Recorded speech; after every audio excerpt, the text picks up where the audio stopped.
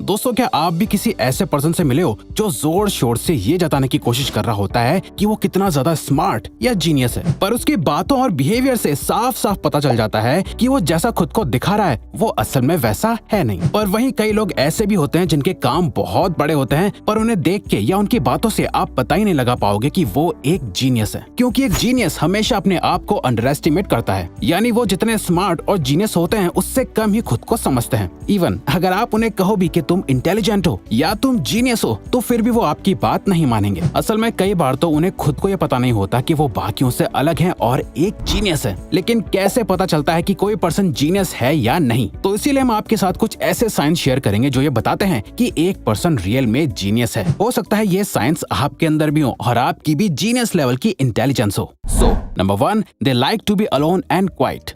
Actually जो लोग अक्सर दूसरे लोगों से ज्यादा मिलना पसंद नहीं करते, लोगों से ज्यादा बात नहीं करते, उन्हें अकेले रहना ज्यादा पसंद होता है। तो ऐसे लोगों को बाकी लोग सीधा, शर्मीला, बेवकूफ, इंट्रोवर्ट, रूड या फिर एटीट्यूड वाला पर्सन समझने लगते हैं। जबकि Albert Einstein, Bill Gates, Larry page, Warren Buffett, Isaac Newton और इलॉन मस्क जैसे कई जीनियसेस में एक बात कॉमन देखी गई है कि ये सभी अकेले रहना और दूसरों से ज्यादा बात ना करना पसंद करते हैं। इवन एक स्टडी के अकॉर्डिंग जिन लोगों को दूसरों से बात करने में कोई इंटरेस्ट नहीं होता, ना ही उन्हें लोगों से मिलना, उनके साथ घूमना ज्यादा पसंद नहीं होता, उन लोगों का दिमाग दूसरे लोगों के मुकाबले ज्यादा तेज और फोकस्ड रहता है। अगर आप एक जीनियस पर्सन हो तो आपको अकेले रहना बहुत ज्यादा पसंद होगा। ये एक सबसे बड़ा साइन है जो एक जीनियस को एक एवरेज पर्सन से अलग बनाता है, क्योंकि कई बार लोग अकेले पढ़ने पर बहुत अनकंफर्टेबल हो जाते हैं। उन्हें हमेशा कोई ना कोई अपने साथ चाहिए होता है जिससे वो बात कर सके या अपना टाइम पास कर सके, तो वो अपना टाइम किसी और चीज में लगाना शुरू कर देते हैं। वहीं जीनियस लोगों का फेवरेट टाइम ही वही होता है जब वो अकेले होते हैं, जहाँ वो खुद के साथ टाइम स्पेंड करना पसंद करते हैं, जिस टाइम को वो अच्छे से यूज भी करते हैं, जहाँ वो एक्टिव इमेजिनेशन करते हैं, प्लानिंग करते हैं या सिंपली लाइफ के बारे में सोचते हैं। लेकिन कई लोग इसका गलत मतलब निकाल लेते हैं। लोगों को लगता है कि ऐसे लोग बहुत रूड होते हैं या ऐसे लोगों के ज्यादा दोस्त नहीं होते। ऐसे लोग जो बाकी लोगों से ज्यादा बात नहीं करते, उनके अंदर एटीट्यूड होता है, बल्कि ऐसा नहीं है। जीनियस लोग दूसरों से ज्यादा खुद पे रिलाई करते हैं, जो कि उनको एक स्ट्रॉन्ग एडवांटेज देता है। They take cautious and calculated risk. दोस्तों, हमारे फेवरेट क्रिकेटर MS धोनी की एक बात हमें हमेशा याद रहती है, जो उन्होंने अपने एक इंटरव्यू में कही थी कि लाइफ में रिस्क लेना जरूरी होता है, लेकिन सिर्फ रिस्क लेने के लिए यूं ही कोई भी रिस्क नहीं लेना चाहिए, बल्कि आपको हमेशा प्रैक्टिकली कैलकुलेटेड रिस्क लेना चाहिए। You have to be practical, you have to take risk in life, but at the same time, no, you have to be calculated. और दोस्तों, उनकी यही बात हम खुद अपनी लाइफ में भी हमेशा अप्लाई करते हैं। अब देखो, वैसे तो बिल गेट्स, जिसे one of the greatest risk taker भी माना जाता है, क्योंकि लोगों को ऐसा लगता है कि बिल गेट्स ने माइक्रोसॉफ्ट क्रिएट करने के लिए हार्वर्ड से ड्रॉप आउट कर दिया था, इसीलिए वो एक जीनियस और रिस्क टेकर है। जबकि सच तो यह है कि वो एक जीनियस इसलिए है क्योंकि उन्होंने माइक्रोसॉफ्ट स्टार्ट करने के बाद भी कुछ समय तक हार्वर्ड से ड्रॉप आउट नहीं करा था, ये जानते हुए भी कि उनका आइडिया बहुत यूनिक है। उन्होंने इमीडिएटली अपना कॉलेज छोड़ के उस पर फुल टाइम काम नहीं करा, बल्कि उन्होंने पेशेंटली वेट करा, और जब उन्हें लगने लगा कि वो इससे अपनी लिविंग मेंटेन कर सकते हैं, तब जाके उन्होंने हार्वर्ड से ड्रॉप आउट करा। और ज्यादातर जीनियसेस में ये क्वालिटी देखी जाती है कि उनका रैशनल माइंड बहुत एक्टिव होता है। वो हर डिसीजन को बहुत सोच समझ के लेते हैं, इसीलिए वो यूं ही सिर्फ अपनी इंस्टिंक्ट के अकॉर्डिंग रिस्क नहीं ले लेते, बल्कि वो अपने रैशनल माइंड का यूज करके कैलकुलेटेड रिस्क लेने का ही ट्राई करते हैं। They talk to themselves a lot. काफी रिसर्चेस के बाद देखा गया है कि जीनियस लोग सबसे ज्यादा खुद से बात करते हैं, क्योंकि एक सीरीज ऑफ एक्सपेरिमेंट्स में US based psychologists Daniel Swingley and Gary Lupyan ने देखा कि सेल्फ टॉक से 3 मेजर कॉग्निटिव बेनिफिट्स होते हैं। फर्स्ट बेनिफिट है कि उससे मेमोरी बहुत अच्छी हो जाती है, वो पर्सन ज्यादा चीजें याद रखने लगता है, और साथ ही इससे वो रेजर शार्प फोकस डेवलप करने लगता है। कई बार आपने भी नोटिस करा होगा कि आप खुद से बात करने में इतना बिजी हो जाते हो कि आप आसपास की चीजों से डिस्ट्रैक्ट ही नहीं होते। आप उस एक मोमेंट में थम से जाते हो, आपके आसपास क्या चल रहा होता है उससे आप कट होके सिर्फ उस एक थॉट में डूब जाते हो, जिससे आपको उस एक थॉट पर पूरा फोकस करके क्लैरिटी मिलती है। और यही सेम प्रोसेस अगर हम हर रोज बार बार करते रहते हैं तो हम अपने एनवायरनमेंट और किसी भी चीज से डिस्ट्रैक्ट नहीं होते। हमारा फोकस और क्लैरिटी हमारी लाइफ के, खुद के और हर चीज के प्रति बढ़ता रहता है। सो अगर आप भी खुद को अक्सर अपने आप से बात करते हुए पाते हो और आपका ज्यादातर टाइम अपने ही दिमाग में खुद से बात करते हुए बीतता है, तो इसके बहुत हाई चांसेस हैं कि आपकी जीनियस लेवल की इंटेलिजेंस है। Quantity over quality.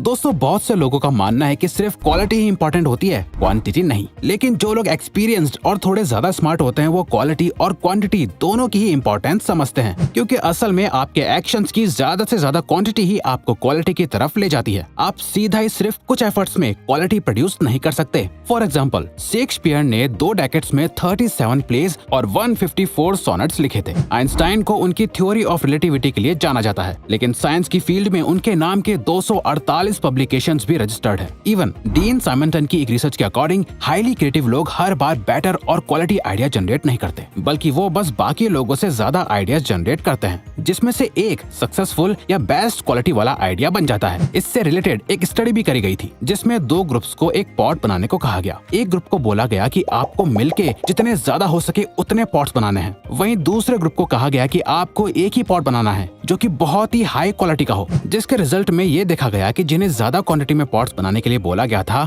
उसमें कुछ पॉट्स की क्वालिटी उन पॉट्स से बहुत ज्यादा अच्छी थी जिन्हें सिर्फ एक ही हाई क्वालिटी पॉट बनाने को कहा गया था। तो इन शॉर्ट, जीनियस लोग बेस्ट क्वालिटी या बेस्ट आइडियाज का वेट नहीं करते, बल्कि वो अपने आइडियाज, एफर्ट्स और एक्शंस की क्वांटिटी ज्यादा रखते हैं, जिसमें से उनका कोई एक आइडिया बेस्ट क्वालिटी लाके सक्सेसफुल हो जाता है। रिमेंबर, क्वालिटी लाने के लिए पहले क्वांटिटी जरूरी है। दे ओवरथिंक अ लॉट।